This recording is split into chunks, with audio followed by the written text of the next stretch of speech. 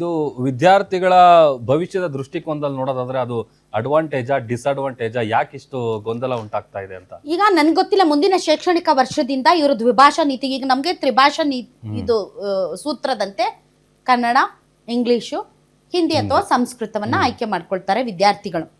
ಈಗ ಪಾಯಿಂಟ್ ಇರೋದೇನು ಅಂತಂದ್ರೆ ಈಗ ಇದಕ್ಕೆ ಬಹಳಷ್ಟು ಆಯಾಮಗಳಿವೆ. ಯಾಕೆ ಹಿಂದಿ ವಿಚಾರದಲ್ಲಿ ಅಂದ್ರೆ ನಮಗೆ ಕಲಿಯುವ ಭಾಷೆ ಕನ್ನಡ ಮತ್ತು ಲಿಂಕ್ ಭಾಷೆ ಸಂಪರ್ಕಕ್ಕೆ ಇಂಗ್ಲಿಷ್ ಇದೆ.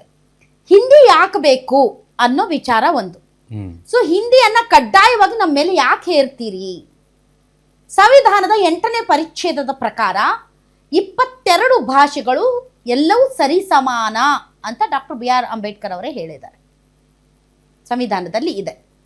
ಸೊ ಹಿಂದಿಗೆ ತುಂಬ ಶ್ರೇಷ್ಠ, ಕನ್ನಡ ಒಂದು ರೀತಿ ಅದು ಹಿರಿಯಣ್ಣ ಇದ್ದ ಹಾಗೆ, ಇದು ಅದರ ತಂಗಿನೋ ತಮ್ಮನೋ ಇದ್ದ ಹಾಗೆ.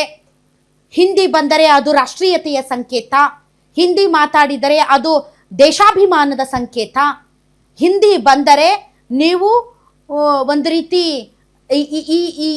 ಈ ದೇಶಕ್ಕೆ ನೀವು ಕೊಡುವಂತಹ ಗೌರವ ಅನ್ನೋ ರೀತಿಯಲ್ಲಿ ಬಿಂಬಿಸುವಂತಹ ವರ್ಗನೂ ಇದೆ. ಆದರೆ ಸಂವಿಧಾನದ ಪ್ರಕಾರ ಮತ್ತು ಈ ಒಕ್ಕೂಟ ವ್ಯವಸ್ಥೆಯಲ್ಲಿ ಹಿಂದಿಯೂ ಕೂಡ ಕನ್ನಡದಂತೆಯೇ ಒಂದು ಭಾಷೆ. ಕನ್ನಡಕ್ಕೆ ಹಾಗೆ ನೋಡಿದ್ರೆ ನಮಗೆ ಶಾಸ್ತ್ರೀಯ ಭಾಷಾ ಸ್ಥಾನಮಾನ ಇದೆ, ಹಿಂದಿಗದೂ ಇಲ್ಲ.